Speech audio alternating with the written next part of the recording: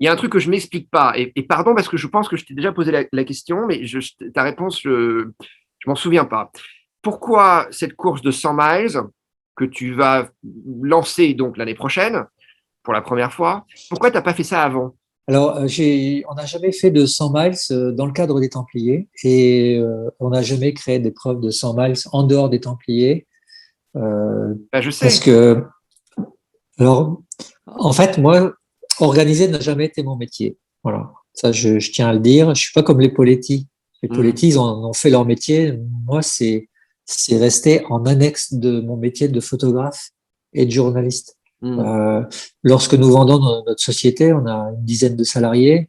On est pris par la gestion. Je suis aussi pris par des projets livres que je mène pendant une quinzaine d'années. hmm.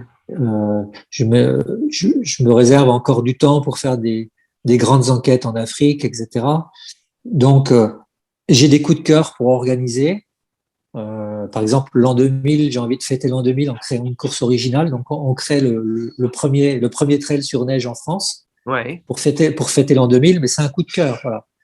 Je, donc, la partie événementielle, ça a toujours été comme une passion, en fait. Comme Ouais. si je pouvais me lancer dans le chant, dans la guitare ou bien écrire un roman, par exemple. Ouais. Donc, moi c'est une autre façon de m'exprimer, mais je l'ai jamais fait dans un cadre professionnel. Mes cours sont organisés de façon professionnelle, mais je l'ai jamais fait dans un cadre professionnel. Oui, Donc, mais là, à certains moments, je suis tu pas allé réponds pas à plus ma loin. question, là.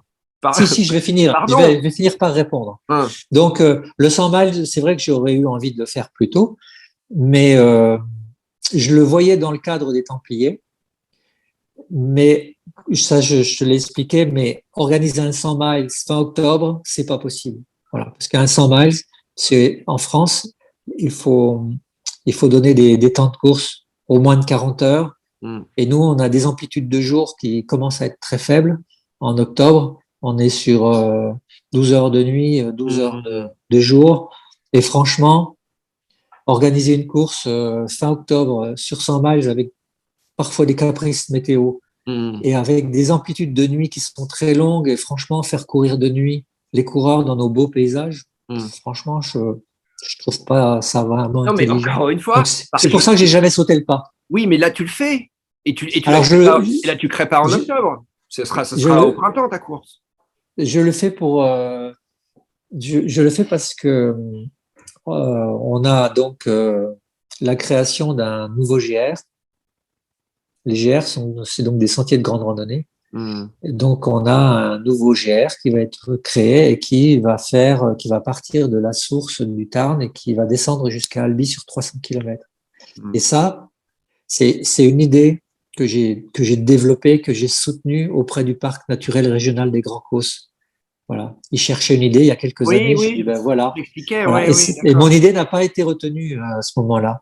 Hmm. Et lorsqu'il y a 2 ans, le parc naturel régional m'a dit, ça y est, le GR va se créer. Et lorsque j'ai su qu'il était opérationnel en mai 2022, bah, j'ai ressorti ma vieille idée que j'avais depuis longtemps. Puis il faut savoir aussi on a eu pratiquement 15 ou 16 mois où on n'a pas organisé. On a eu l'esprit quand même. Oui, mais ça, c'est très récent. Ça, c'est Ah très non, non, récent. bah, l'an dernier, on n'a rien fait. Donc Non, mais attends, ça, tu c'est peux très pas récent. organiser. Donc, Depuis les années 80, tu vas aux États-Unis et tu es passionné par les 100 miles. T'attends ouais, 2022 mais les pour en Templiers me créer un. suffisent. En fait, les Templiers me suffisent. Les Templiers, on a rajouté une ou deux courses par année pendant une dizaine d'années D'accord. et ça suffisait aussi à mon bonheur. Et en fait, ce que j'avais Et aussi tu comprends ma envie de... question quand même. Oui, je la comprends. Mais en fait, à travers les Templiers, on avait aussi le souci de démocratiser la discipline. De la rendre ouverte à tout le monde, d'en faire une grande course, une grande fête de la course populaire, ouverte à tout le monde. Mhm. Comme moi je le dis souvent, Ah, ah, ah. on a un 13 km qui s'appelle les Troubadours le samedi après-midi. C'est vraiment très populaire. On a beaucoup de marcheurs ou des gens qui trottinent et on Mhm. a beaucoup de femmes notamment qui avaient pris un peu trop de poids, même des hommes qui avaient pris du poids, qui avaient des problèmes de santé, Ouais. qui sont dans des programmes de reconstruction. Mm. Ces personnes-là se mettent ce défi de faire 13 kilomètres et quand elles arrivent, c'est un bonheur immense. Et ben pour moi, ça me remplit, ça. Mm. Et on a été porté vers ça, c'est-à-dire faire une épreuve très festive, ouverte à tout le monde, à tous les publics. Et ça a été notre réussite, ça. Donc c'est pour ça que l'idée de faire un 100 miles, c'est passé en second plan. Parce qu'on avait vraiment envie de faire cette grande fête de la course à pied. D'accord. Voilà. Et donc, ça, Et par contre, c'est sûr que les temps. Par contre, si les Templiers ont été organisés fin juin, il est certain qu'à 100 miles, on l'aurait créé. Ah, d'accord. Voilà. Ouais. Voilà. Fin juin, il fait jour à oui. 4h30 le matin jusqu'à 22h30. Et la météo était quand même plutôt clémente fin juin. Et pourquoi les Templiers, à l'origine, tu les as mis en automne? Parce que c'est une question de timing très personnel. Donc, le premier projet des Templiers ne va pas au bout parce que les élus de l'époque à la mairie de Millau ne croient pas en notre projet. Donc, je me sens pas assez solide de me lancer seul. Alors que j'ai déjà une petite expérience d'organisation, parce que à cette époque-là, j'ai déjà créé une course de VTT, une course route. Donc, j'ai déjà une expérience, mais c'est pas suffisant pour que je me lance vraiment dans quelque chose de plus long, de plus ambitieux et de nouveau. Toi, j'ai la trouille, quoi. Donc, j'y vais pas. Donc, je laisse passer du temps. Et en mars 95, je pars au Tchad adopter Anaïs. Oui. Voilà, ma fille. Oui. Voilà. Oui. Et quand on rentre dans l'avion, on dit qu'est-ce qu'on peut faire pour soutenir financièrement cette petite ONG qui n'a pas beaucoup de moyens. Ouais. Et avec Odile, tous les deux dans l'avion, on dit on a ce vieux projet de créer une course de trail. C'est le moment et les bénéfices seront reversés donc à cet orphelinat. Et c'est ce ça a été l'acte fondateur pour créer les Templiers. Ah d'accord, je savais pas. D'accord. Voilà. Ça a été le déclic, c'est ça. C'est une histoire très personnelle. Ah d'accord. Voilà. Ok. Alors j'ai une dernière. Et donc pour finir en mars, on prend la décision. Ouais. Et il faut savoir qu'il y a les 100 km. Bon, on peut pas l'organiser aussi rapidement, donc l'automne s'impose à nous. À l'automne, en début d'automne, nous avons déjà les 100 km de Millau. Oui, donc, on veut pas se mettre avant, on va se mettre après, et bien après pour ne pas créer une concurrence, des conflits locaux. Et c'est pour ça qu'on se met fin octobre. Voilà. L'explication. D'accord. Alors, j'ai une dernière question. Après, je te laisse tranquille. Je veux juste qu'on revienne sur les coureurs américains, coureurs hommes-femmes. Est-ce que pour toi, il y a une différence de mentalité, quand ils viennent en France ou quand tu as été les voir toi aux États-Unis avec les coureurs français? Bon, aux États-Unis, tu me parlais de Thomas Laure-Blanchet, mais il y en a eu d'autres. Sébastien Chéniaud, Julien Chaurier. Enfin, il y en a eu d'autres des coureurs français qui ont été faire des grandes courses américaines. Est-ce qu'il y a des différences? Et est-ce que les coureurs français, d'après toi, auraient des choses à prendre chez les coureurs américains ou pas? Alors, pour moi, du trail running ou d'ultra trail running. Pour moi, dès lors qu'on met un dossard sur la poitrine, il n'y a pas de nationalité, il n'y a pas de frontières, on est un peu tous pareils. Et quand on est élite, on est quand même du même moule. On est fait du même bois.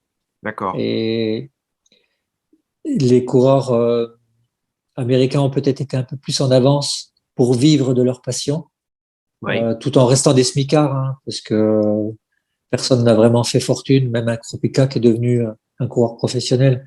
C'est quand même resté un smicard de la course à pied. C'est pas quelqu'un qui a fait fortune comme une Marion Jones ou Ryan Hall dont on parlait tout à l'heure. Bien sûr.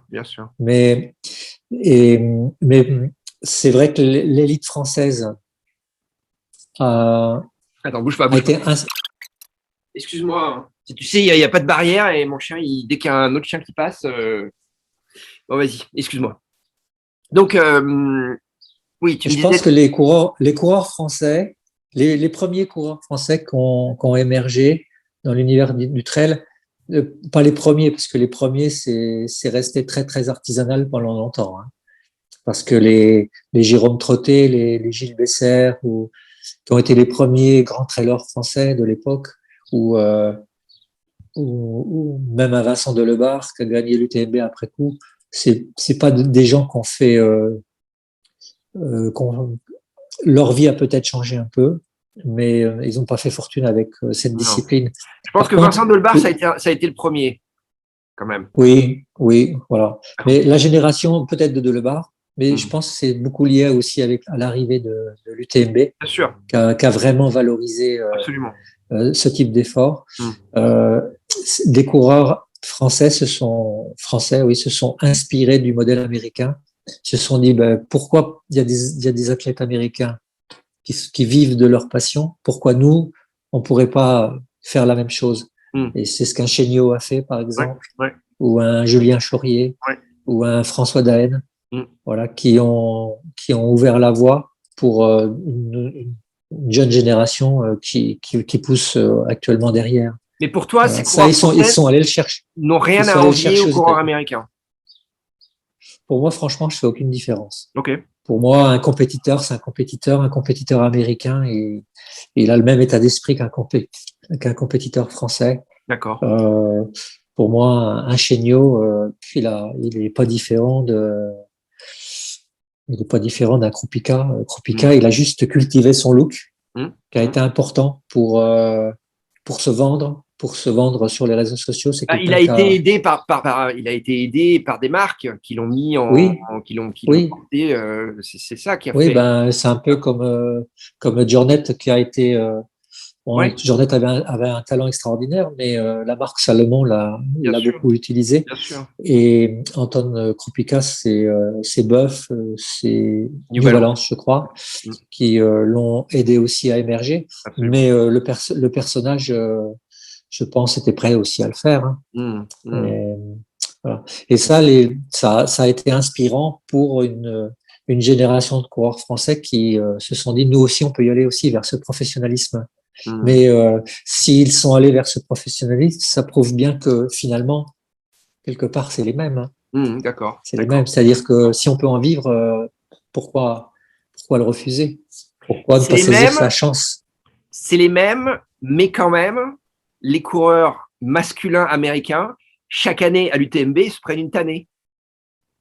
Oui, mais c'est peut-être pas leur. Alors, il y a plusieurs explications. Ah, vas-y, c'est Enfin, quoi ton explication? Parce que ça, c'est une question, moi, qui me taraude depuis le départ. Parce que les femmes américaines, elles ont plus rien à prouver à mm, l'UTMB. Elles ont mm, gagné mm. plusieurs fois. De Nikki Kimball à Chrissy Moelle, en passant par la belle, comment elle s'appelle? Euh, Ah oui, oui, Rory Bozio, voilà, c'est ça. entre autres. Mais les hommes américains, alors ils se sont imposés sur les distances plus courtes, rarement, mais sur l'UTMB, la course phare, à chaque fois, c'est les mecs qui finissent Je dans le pense top. les coureurs de trail américains, ils viennent pratiquement tous du monde de l'athlétisme. C'est des gars qui vont beaucoup plus vite que les coureurs français. Ouais. C'est indéniable. Un Sedge Canadien, il vaut 2h15 au marathon. Je pense qu'il a fait même 2h14-30. Bah, 2h14-30, on parlait de il y a pas un cours. Jim Walsney, il est rapide aussi. Hein. Bon, Walmsley sur 100 bornes, bon, on l'a vu l'hiver dans cette course record, cette tentative, on le voit, c'est un coureur qui est très athlétique. Alex Nichols, c'est un coureur qui est athlétique, il vient du cross-country, il vient de l'université américaine. Au départ, c'est un coureur de demi-fond. Donc, c'est des coureurs qui sont rapides, qui sont plutôt fins, et, euh, et je pense qu'ils manquent, ils sont pas assez puissants sur le plan musculaire pour tenir le choc d'une épreuve comme l'UTMB.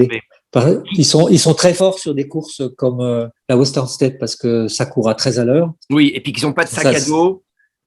Oui, il y a le pacer Hein. aussi qui compte. Le pacer, il est là, il aide Voilà. pas mal. Mmh. Moi, c'est ce qui m'avait plu d'ailleurs à la Western State ou Leadville, c'est que ça reste de la course à pied, hein. Mmh. C'est vraiment des coureurs athlétiques qui gagnent, qui ont un gabarit de coureurs à pied, alors que l'UTMB, je vois plus des gens qui ont des cannes comme un Thévenard, il vient du ski de fond, il est tanké quand même. Ouais. Ouais. Un Julien Chaurier, il est tanké, hein, Absolument. c'est un gabarit. Mmh. Voilà, donc c'est un peu mon explication. Après, moi, je pense que pendant très longtemps, après, je te laisse tranquille, hein, mais je pense que pendant très longtemps, ils ont sous-estimé l'UTMB.